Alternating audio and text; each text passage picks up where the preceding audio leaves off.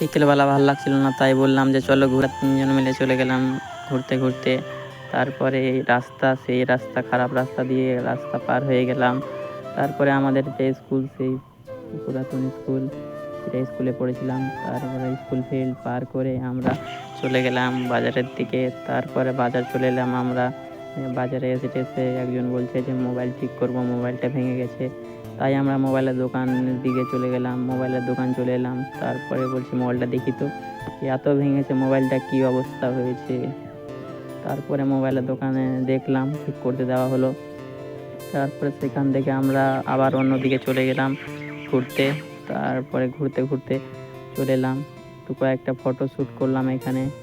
গিয়ে ঘোরাফেরা করে এখানে কয়েকটা ফটো শ্যুট করে বাড়ির দিকে যেতে হবে, তাই এখান থেকেই বললাম যে চলো তাহলে বাড়ি।